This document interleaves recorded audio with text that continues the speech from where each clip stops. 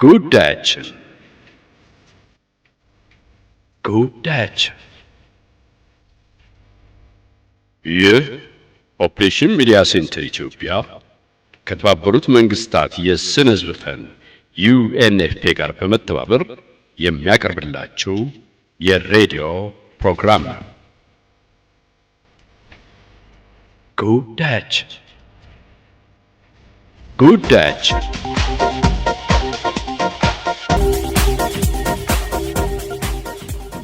አንድ ሰው በሽታ በስነ ተዋልዶ ጤና ዙሪያ ላይ በሽታ አለመኖር ወይም የአካል ጉዳተኛ መሆን በዛ አካባቢ ላይ መኖር ብቻ ሳይሆን በተጨማሪ በስነ ተዋልዶ ጤና ዙሪያ ላይ የአካላዊ የአእምሮአዊ እንዲሁም ደግሞ የማህበረሰብ ጋር ያለው በስነ ተዋልዶ ጤና ዙሪያ ላይ ያለው መስተጋብርን ነው የሚይዘው ሰፋ ተደርጎ የሚታይ ነው ማለት ነው።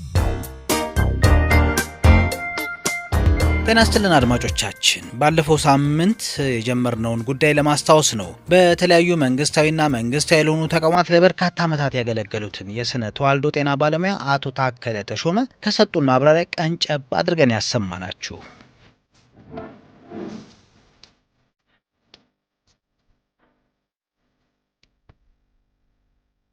የዛሬው ጉዳያችን በስነ ተዋልዶ ጤና ላይ ያተኩራል። ባለፈው ሳምንት የጀመርነው ተከታይ ክፍል ነው። የስነ ተዋልዶ ጤና ጉዳይ ሲነሳ የቤተሰብ እቅድ ነው ቀድሞ በአእምሯችን የሚመጣው። ለዛሬ ታዲያ 44 ልጆችን በመውለድ በዓለም መዝገብ ላይ ስለሰፈረችው አንዲት ኡጋንዳዊት ሴት ታሪክ እናቀርብላችኋለን። ይህ እንዴት ሊሆን ቻለ ለምትሉ አድማጮች ቤቷ ድረስ ሄዶ ለጎበኛት አንድ የዘጋቢ ፊልም አዘጋጅ ያጫወተችውን ነው የምናሰማችሁ። ደቦ ተከታታይ የሬዲዮ ድራማን በዚህ ፕሮግራማችን ከምናቀርበው ዝግጅት መካከል አንዱ ነው። የፕሮግራሙ አዘጋጅና አቅራቢ ዳንኤል ብርሃኑ፣ አብራችሁ እንድትቆዩ በአክብሮት ተጋብዛለሁ።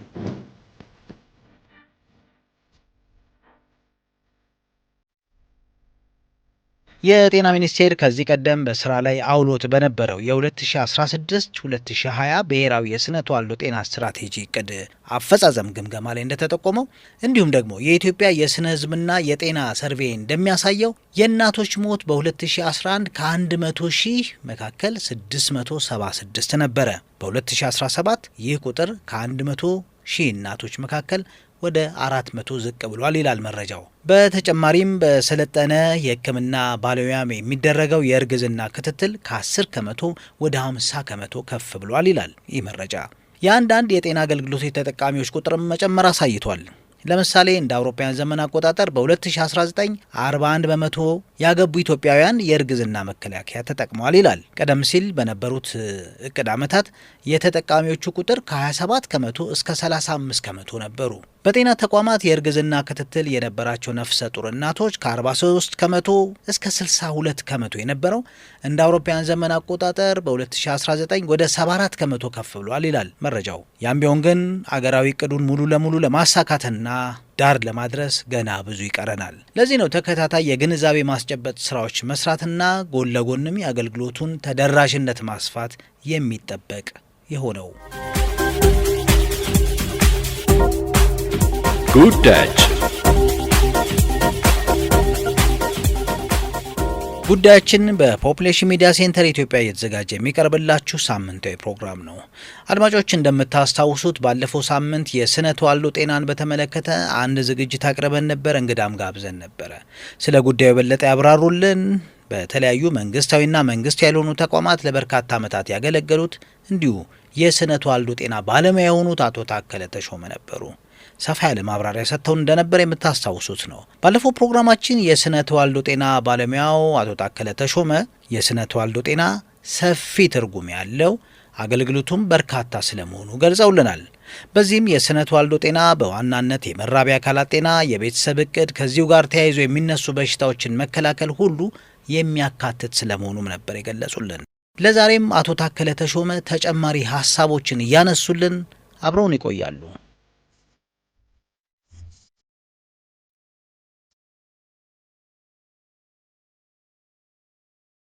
እነማን ናቸው እነኚህን አገልግሎቶች የሚጠቀሙ በዋነኛነት?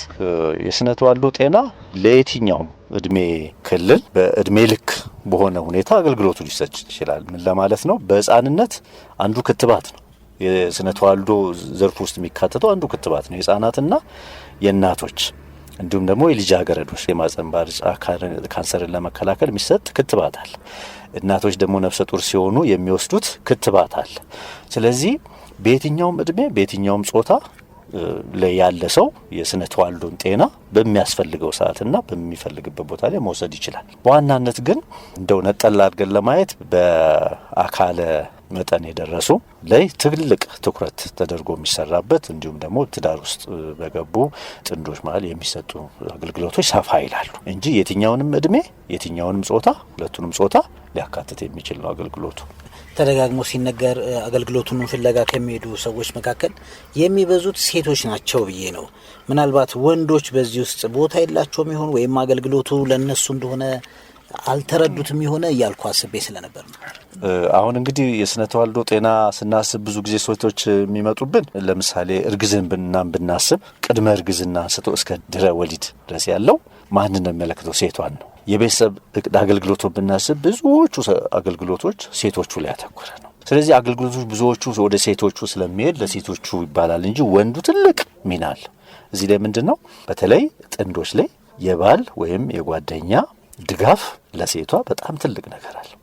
ስለዚህ ይሄ ፓርትነር ኢንጌጅመንት የምንለው የወንዶቹን ሴቶቹን የማገዝ ሁኔታዎችን እዛ ውስጥ ትልቅ ትኩረት ውስጥ መግባት አለበት።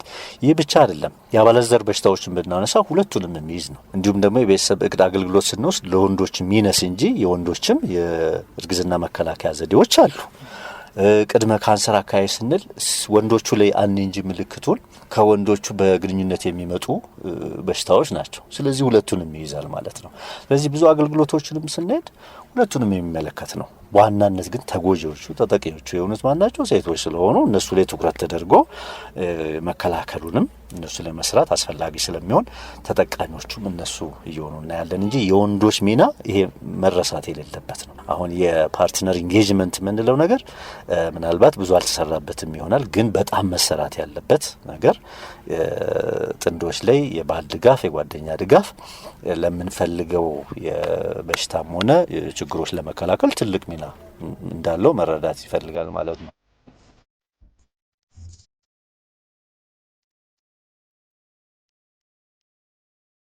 ከየትኛው እድሜ ጀምሮ ይህንን አገልግሎት ማግኘት የተገባ ይሆን? የስነ ተዋልዶ ስንል እንግዲህ እንደ ዘርፉ ይለያያል። ያው ክትባት በልጅነት ጀምሮ አለ። በተለይ ይሄ ከቤተሰብ እቅድ ወይንም ደግሞ የእርግዝና መከላከያ የቅድመ ካንሰር ምንላቸው የተወሰኑ በወጣትነት እድሜ ቅድም እንዳልኩ ከ9 ዓመት ጀምሮ የሚሰጡ አገልግሎቶች አሉ። ስለ ቤተሰብ እቅድ ወይንም ደግሞ የእርግዝና መከላከያ ስንል ደግሞ ለአቅመ ሔዋን ለአቅመ አዳም የደረሰች ማንኛውም ሴት ወይም ማንኛውም ወንድ አገልግሎቱ ያስፈልገኛል ብሎ በሚያምንበት ሰዓት አገልግሎቶቹን ማግኘት አለበት። በተለይ ጊዜውን ያልጠበቀ እርግዝናን ለመከላከልም ቀድሞ ራስን በቤተሰብ እቅድ አገልግሎትን እየተጠቀሙ መሄድ ጥሩ ነው። ሌላው ደግሞ እንደ ሁኔታው ነው። ለምሳሌ የቅድመ እርግዝናን ካልን ክትትሉ ያው አንዲት ሴት በእኛ ሀገርም ቢሆን ከ18 ዓመት በኋላ ከአቅመ ሔዋን ከደረሰችበት ጊዜ አንስቶ ነው ትዳር ውስጥም መውለድም የምትችልበት። ስለዚህ ከ18 ዓመት በኋላ ባለው ጊዜ ውስጥ አገልግሎቶችን እንዲያገኙ ወይም ደግሞ እርግዝና በተከሰተበት ጊዜ አንስቶ ክትትሉን እንዲያደርጉ ይመከራል። ስለዚህ እንደ አገልግሎቱ አይነት ሊለያይ ይችላል። በዋናነት እንግዲህ በወጣትነት የመጀመሪያዎቹ እድሜ ጀምሮ ግን አገልግሎቶችን እስከ 50ዎቹ መጀመሪያ አካባቢ ድረስ ያለ ሴትም ሆነ ወንድ ሪፕሮዳክቲቭ ኤጅ ውስጥ ወይንም ደግሞ የስነ ተዋልዶ ዋናው የስነ ተዋልዶ አገልግሎቱን የሚያስፈልጋቸው እድሜ ያለ በተለይ ከ50ዎቹ መጀመሪያና 40ዎቹ መጨረሻ አካባቢ ድረስ ያሉ አክቲቭ ናቸው ተብሎ ይታሰባልና በስነ ተዋልዶ ጤና ዙሪያ ላይ የመውለድ ሂደቶች ስላሉ ስለዚህ በዛ ሰዓት የበለጠ አገልግሎቱን እንዲያገኙ ይመከራል።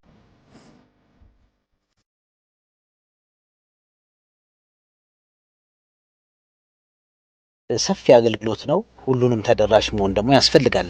እንደሚታሰበው በሀገር ላይ በቤተሰብ ላይ በአካባቢ ላይ የምንለው ተጨባጭ ጥቅሞች ይኖር ይሆን?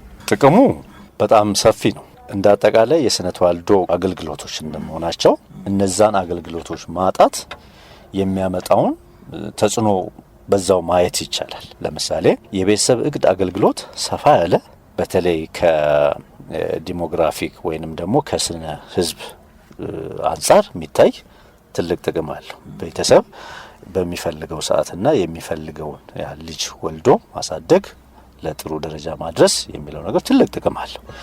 እንዲሁም ደግሞ የእርግዝና ክትትልንና ለወሊድን ስናስባቸው እነዚህ አገልግሎቶችን ተጠቃሚ አለመሆን ምንድነው የሚያመጣው? የእናቶችን ሞት፣ የህፃናትን ሞት፣ የጨቅላ ህፃናት ምንላቸው ነገሮችን ሁሉ ይጨምራል። ስለዚህ የማህጸን በር ጫፍ ካንሰርም ስናወራ ከጡት ካንሰር ቀጥሎ በጣም ሰፊ ጉዳትን እስከ ሞት ደረጃ የሚያደርሱ ጉዳዮች ውስጥ ያለ ነው። ስለዚህ ተጠቃሚ መሆን ሰፊ የጤና የኢኮኖሚ እንዲሁም ደግሞ የስነ ህዝብ ጋር የሚገናኙ ነገሮችን ሊያካትት ይችላል። ሰፋ አድርገን ማሰብ ይፈልጋል ማለት ነው። ትልቅ ጥቅም አለው ማለት ነው። ቤተሰብ በሚፈልገው መልኩ ጊዜውን ራሱ ተዘጋጅቶ የመውለድ ማቀድ እንዲሁም ደግሞ ጤናማ የሆነ ቤተሰብ መያዝ። ጤናማ ቤተሰብ አለ ማለት ጤናማ አካባቢ አለ፣ ጤናማ ሀገር አለ ምንለውን ነገር ስለዚህ እስከ ሀገር ድረስ የሚሄድ ነው። ስለዚህ ፋይዳው ሰፊ ነው ማለት ይቻላል።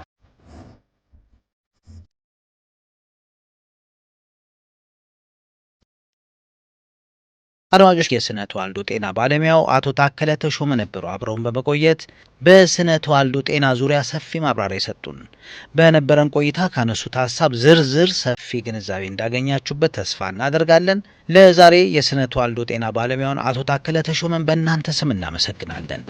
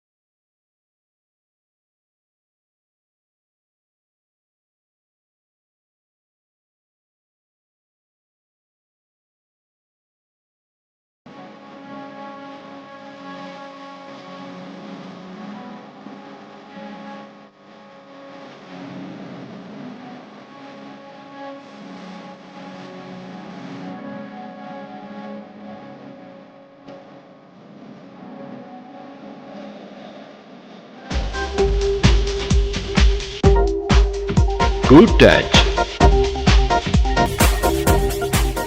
ቀደም ሲል እንደተከታተልነው አድማጮቻችን ከስነ ተዋልዶ ጤና አገልግሎቶች መካከል የቤተሰብ እቅድ አገልግሎት አንዱ ነው።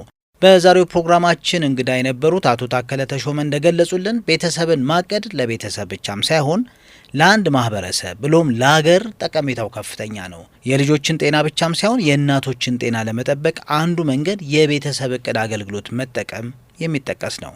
አሁን የምናሰማችሁ ታሪክ ከወደ ኡጋንዳ የተሰማ ነው።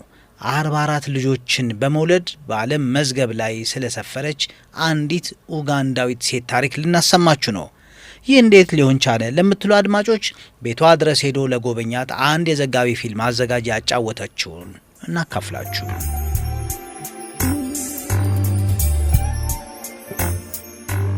አሁን የምናነሳት ኡጋንዳዊት ሴት ዓለም የሚያውቃት ገና በ36 ዓመቷ የ44 ልጆች ወላጅ በመሆኗ ነው። አሁን 41 ዓመት ሆኗታል። 41-year-old Mariam Nabatanzi, also known as Mama Uganda, has become the most fertile woman in the world. ከነኚህ ከተወለዱት 44 ልጆች መካከል 38ቱ ናቸው በሕይወት የሚገኙት። ማማ ኡጋንዳ የሚልም ቅጽል ስም የተሰጣት ማርያም ናባታንዚ ትባላለች። ሩሁ ቼኔት የተባለው ዘጋቢ ፊልም አዘጋጅ በአንድ ወቅት ጎብኝቷት ነበር። ከካምፓላ በስተሰሜን 50 ኪሎ ሜትር ራቅ ብላ በምትገኘው ከተማ ትኖራለች። ማርያም ናባታንዚ ወይም ማማ ኡጋንዳ በ12 ዓመቷ ለአንድ ሰውዬ በጋብቻ መልክ ተሰጥታ እንደነበር ትናገራለች። በአመቱ የመጀመሪያ ልጇን በ13 ዓመቷ ተገላገለች። baganda bange bamala okufa abaganda bange bamala okufa wempeza emyaka 12 taata nasalawo okunfumbiza. That man who you were sold to, was he the father of all these children? በአጠቃላይ እስካሁን በ15 ጊዜ እርግዝና ነው ልጆቹን የወለደችው። በዚህም በአንድ እርግዝና መንታዎችን ስትገላገል በአንድ ጊዜ 3 ልጆችን እንዲሁም በአንድ ጊዜ 4 ልጆችን በተደጋጋሚ ወልዳለች። ከነበሯት እርግዝናዎች አንድ ልጅ ብቻ የወለደችው በመጨረሻው እርግዝናዋ ነበር። She gave a birth a total of 15 times and delivered twins 4 times, triplets 5 times and quadruplets 5 times. She had only given birth to a single child in her last pregnancy. ማርያም ናባታንዚ ባለቤቷ እነዚህን ሁሉ ልጆች ማሳደግ አልችልም በሚል ጥሏት ሄዷል። እናም ብቻዋን ማሳደግ ግድ ሆኖባታል። የመጀመሪያ ልጇ ባለፈው መጋቢት ወር 33 ዓመት ሞልቶታል። የመጨረሻው ደግሞ 8 ዓመቱ ነው። እስካሁን ከተወለዱት መካከል ቀደም ሲል እንደጠቀስንላችሁ 6ቱ በተለያየ ጊዜ ሞተውባታል። ኑሮዋ በአስቸጋሪ ሁኔታ የተሞላ እንደሆነ ነው ማርያም ናባታንዚ የምትናገረው። ባለቤቷ ጥሏት በሄደ ጊዜ የሚኖሩበትን ቤት ሸጦ ብሩን ሳያካፍላት ነው የተለያት። በዚህም የተነሳ እነዚያን ሁሉ ልጆች ይዛ መውደቂያ ስታጣ አያቷ አስጠጓት። እሳቸው ቢያልፉም አሁንም በዚያ ቤት ተቀምጣ ልጆቿን እያሳደገች ትገኛለች።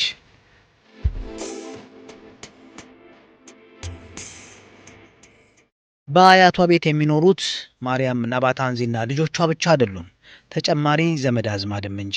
በዚህም የተነሳ ለመመገቢያ ከሚሆነው ክፍል በስተቀር ያሉት ክፍሎች ሁሉ ለመኝታነት ተይዘዋል። ለመኝታ የሚያገለግሉት ክፍሎች የተጨናነቁ ናቸው። Now we are in Mama Uganda's living room. They just sit here, have a chat and sleep in here. We noticed that this place resembles a dormitory. People of course do not sleep alone here. 2 or 3 children are sleeping here. እንደው ለልጆችሽ ስም እንዴት ታወጪላቸዋለሽ? የዘጋቢው ፊልም አዘጋጅ ጥያቄ ነበር። All of your children's names and tell us every name one by one. ብዙውን ጊዜ ከቤት እንደውም ከኩሽናና ከመጸዳጃ ቤት ሳልወጣ በችግር ውስጥ ያደግኩ በመሆኔ ከብዙ ሰዎች ጋር አልገናኝም።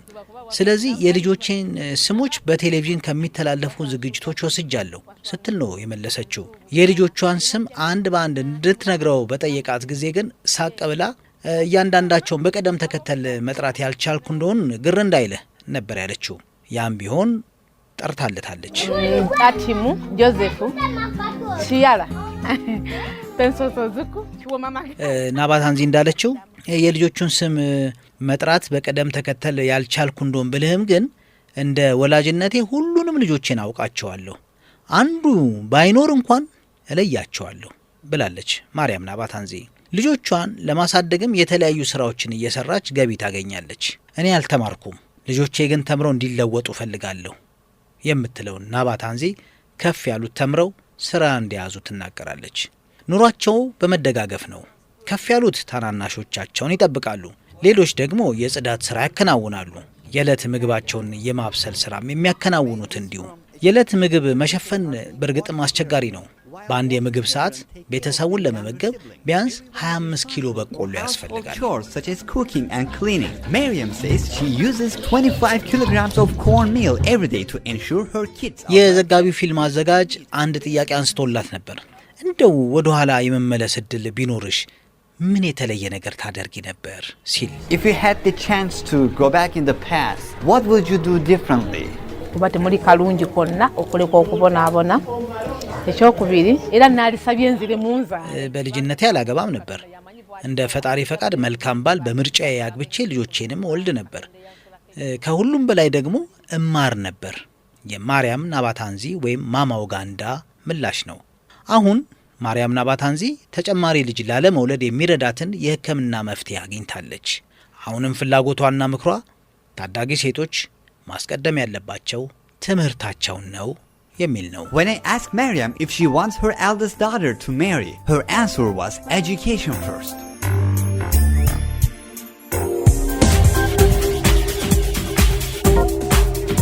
ጉዳች አድማጮች በመከታተል ላይ ያላችሁት በፖፑሌሽን ሚዲያ ሴንተር ኢትዮጵያ እየተዘጋጀ የሚቀርብላችሁን ጉዳያችን የተሰኘውን ሳምንታዊ ፕሮግራማችንን ነው። በዚህ ፕሮግራም ከምናቀርብላችሁ ዝግጅቶች አንዱ ደቦ የተሰኘው ተከታታይ የሬዲዮ ድራማ ክፍል ይጠቀሳል። ለዛሬ ክፍል 12 ነው የምናሰማችሁ። ባለፈው ክፍል እንደምታስታውሱት የወርቅ አምባ አስተዳዳሪ ሆኖ የመጣው አቶ አሰግድ ተጨባጭ ለውጦችን ማምጣቱን ነዋሪዎቹ እየተናገሩለት ነው። በዚህም ከፍ ያለ ሹመት ቢጠብቅም እንዳሰበው አለመሆኑ ያበሳጨው ነው። እጮኛው ቤዛዊት ግን ያከናወነው ተግባር ብቻውን ትልቅ ስራ መሆኑን እየጠቀሰች እያበረታታችው ነበር። በሌላ በኩል የአቶ ማናየህን ልጅ ራሄልን የሚያስጠና ወጋየሁ ያለ ፕሮግራሙ ጠርታው ቤታቸው መጥቷል። ሲደርስ ግን ማሩ በሬዲዮ የመረጠላትን ዘፈን እንዲሰማላትና ውበቷን እንዲያደንቅ እየገፋፋችው ነበር በማጥናት ፋንታ። ዛሬስ ታሪኩ ወዴት ያመራ ይሆን? ክፍል 12 ይቀጥላል።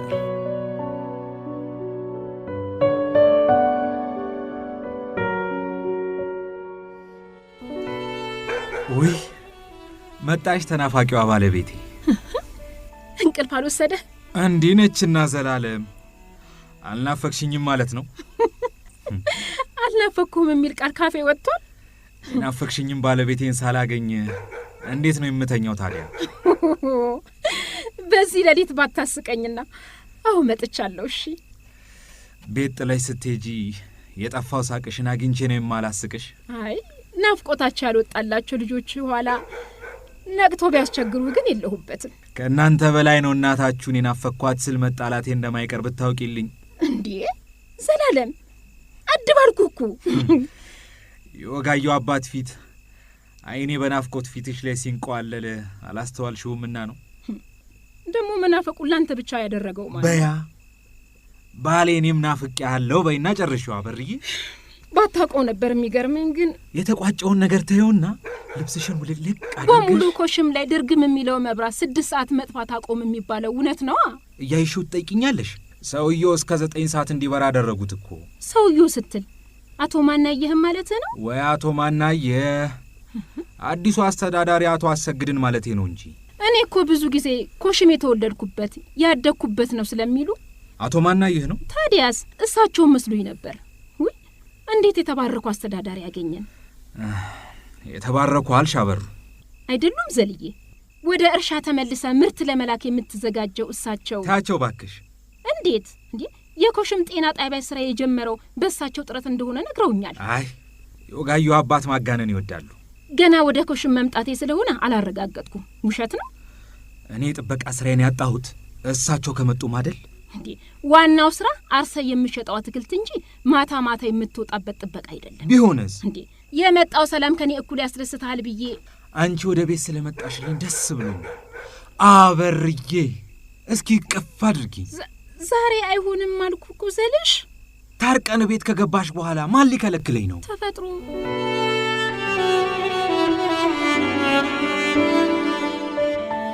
አቶ ማናየ። አቤት። በመጨረሻም ተገናኘን ማለት ነው አቶ ማናየ? አዎ ተገናኘን።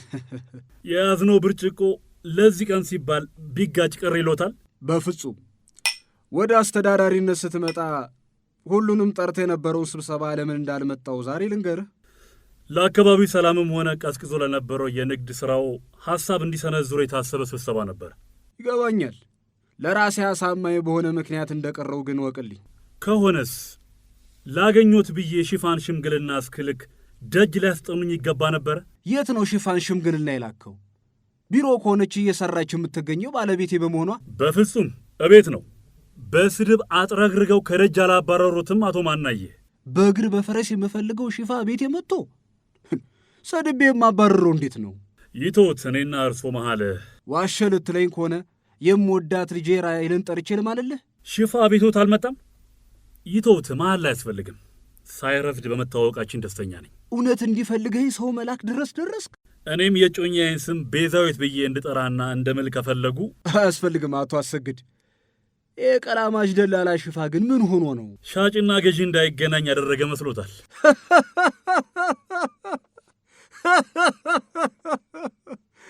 ሳከረሳው ስንት ጊዜ ላይ አሳከኝ። መች ቀለርኩ ብለው። እንዲህ ሰው የምትፈልግ ከሆንክ እውነትም ጥሩ አስተዳዳሪ አግኝተናል። ነበር ማለት ፈልጌ ያገኘሁት አስተዳዳሪው አሰግድ አይደለሁም ለማለት ነው። አልገባኝም። እንዲሁ እንቀራረብ ብንል አትችሉም የሚለን አለ? ማንም አይኖር። በዚህ ላይ እኔም ሸክም ይቀልልኛል። ያሰብነውን ካከናወንን በኋላ ሥራ እንዴት እየሄደ ነው ብለን መጫወት ግን ይቻላል። ለሱም ቢሆን የአሳውና የአትክልቱን ሥራ ትችላት እየመራች የምትገኘው ባለቤት አትሻልም ብለህ ነው? የሚሻለው ማን እንደሆነ እኔ ሳላቅም ብለው ነው? አልገባኝም። እየጠጡ አንድ ስልክ ደውዬ ልመለስና የበለጠ ደግሞ እናወራለን።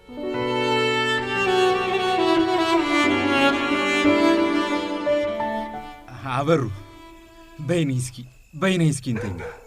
ቆይ እንጂ ዘለሽ እንዴ አደፍነኛልሽኝ አይደል? አንተኛም ለሱ ብቻ ነው በቃ የምትፈልገኝ? እንደሱ አልወጣኝም አበሩ። አንቺም ደክሞሻል ተኚ። እኔም በሌሊት የማስጭነው ፍራፍሬ ስላለ እንተኛ ብዬ እኮ ነው። እኔ እንቅልፍ ያልመጣም ብናወራ ደስ ይለኛል። እሺ እናውራ። የወጋየውን አባት በደንብ አመሰግንካቸው ዘለሽ? አዎ። ምን ነው ለድካሜ ተገቢውን ምስጋና አልሰጠኝም አሉሽ? ኧረ በፍጹም እሳቸው እንደዚህ አልወጣቸውም። እኔ እናንተን ለማስታረቅ የደከሙትን አስቤ ነው። የአባቴ ጓደኛ የልጃቸው ወጋየው ደግሞ አብራ አደግ ስለሆንኩ ባደረጉት ነገር ብዙ አትደነቂ። መደነቄ ሳይሆን እስከ ዛሬ ቅርበታችሁን የወጋየውን አብሮ አደግ መሆንን በዚህ ደረጃ መሆኑ አልገባኝም ነበር። ይኸው ዛሬ አወቅሽ። ወይስ ሌላ የጠየቁሽ ነገር አለ? ነገር እንዴ? አቶ አረጋ ምን ይጠይቁኛል ብለህ ነው? እንጃ። ወይ አንቺ ነገርሻቸው ነገር ካለ እንዴ? ዘላል አረ ልጆቹ አሉ። ድምፅሽን ቀንሽ። ራሱ እያስጮኸኝ ድምፅሽን ቀንሽ ይላል። ፊትሽን ለምን አዞርሽ? ላስኮርፍሽ እኮ አይደለም አበርዬ። እኔ ስመጠጥ በማቆም ጎበዝ ልልህ ስለ አይደል እንዴ? የማይሆን ጫወታ እንዴ አትይም ነበር። አመሰግናለሁ። ጉረኛ ካጠገቤ ሆነሽ ስታግዥኝ ደግሞ መጠጥ የሚባል ዞር ብያለሁ። ደስ እያለኝ ነው የማግዝህ እኮ። ምን ያው ኑሯችንን የምደጉምበት የማታ ጥበቃ ስራ ቆሟል። አንተስ የምትጠጣው ከሱ ጋር በተያያዘ አይደል? እንኳን ቀረ። ስራውን ብትጀምሪ ምን ይመስልሻል? የቱን? መግረዙን ነዋ። ሌላ ምን? ዘልሽ በፍጹም እሱን ስራ ብለህ እንዳታነሳብኝ። አድምጪኛ። የፊቱም ይጸጽተኛል። እንዲች ብዬ ምላጭ አላነሳም። ዘልሽ መልስሽ ይኸው ነው? የዘላለም ትከሻ ብቻውን ይግበጥ? የምትችል ከሆነ ከእርሻው ጋር በተያያዘ ሌላ ስራ ብትፈልግልኝ ደስ ብሎ። አሁን በቃ ተይኝ፣ ልተኛበት።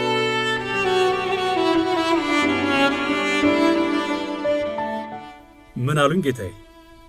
ባዘዙት መሰረት እየተከናወነ ነው።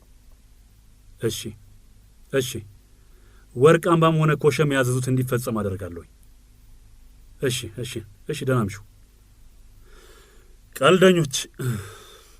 ይቅርታ አቶ ማናዬ። እኔን ምን አደረክኝና አቶ አሰግድ? አለቆች ያናደውኝ ነበር። የማይቻል ነገር ታዘህ ነው? ለምሳሌ እርስዎ ብዙ ሰራተኞች በድርጅቶች ይሰራል አይደለም? እውነት ነው። ያዘዙት ሲፈጸም ሰራተኞቹ ቃል የገቡላቸውን ሽልማት ይሰጣሉ ወይስ ያስቀራሉ? ማስቀረትማ ቃል አባይነት ነው። ሰራተኞችስ እኔን ከመናቅ አልፈው ስራውን ማበላሸታቸው ይቀራል? እግዚአብሔር ይስጦት። ስራዬን በትጋት እየሰራው የምገኘው እንደዚህ አይነት ቃል አባይ ሰዎች እያበሳጩኝ ነው። አትናደድ። አንድ ቀን ድካምን የሚመለከት አለቃ መምጣቱ ይመጣል ብለው እንዳያጽናኑኝ። እንዲህ ተስፋ እስከምትቆርጥ ድረስ አቶ አሰግድ። ከሚገምቱት በላይ። ይቅርታ አቶ ማናዬ። እየጠጡ ውይ ብዙ ጠጣው። ያው ቤት፣ ልጆች፣ ሚስት የሚባል ነገር አለ አይደል? ላመስግንህና ብሄድ ገና መታወቅ ስንጀምር ሊሄዱ ከባለቤቴ ጋር እንጠራህና ደግሞ ሹመት ያዳብር እንጋብዝሃለን። ያዳብር ብሎ ሊጋብዙኝ? ግድ የለም። ከመጣ ጀምሮ ስላላገኘው የተሰማን ቅሬታ መካሻ ይሆናል። መካሻ? ግድ የለም። ከፈለጉ ቅሬታዬን የሚክሱበት በርካታ መንገድ ይኖራል። እንዴት ያለ መንገድ ይሆን?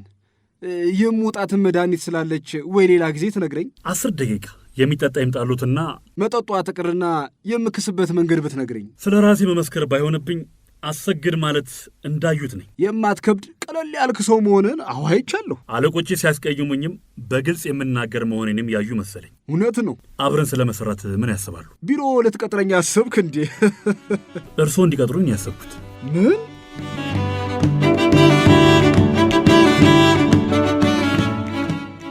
አድማጮች፣ የዛሬው ክፍል 12 ድራማ በዚሁ ያበቃል። ደራሲው አዲስ ገብረ ማርያም ነው።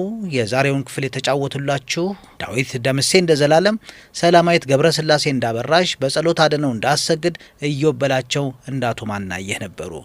አድማጮች፣ የዛሬውን ጉዳያችንን በዚሁ ነው የምናጠቃልለው። ሳምንት እስከምንገናኝ ድረስ የፕሮግራሙ አዘጋጅና አቅራቢ ዳንኤል ብርሃኑ እዚህ ላይ ይሰናበታችኋለሁ። መልካም ጊዜ እመኝላችኋለሁ። ጉዳያችን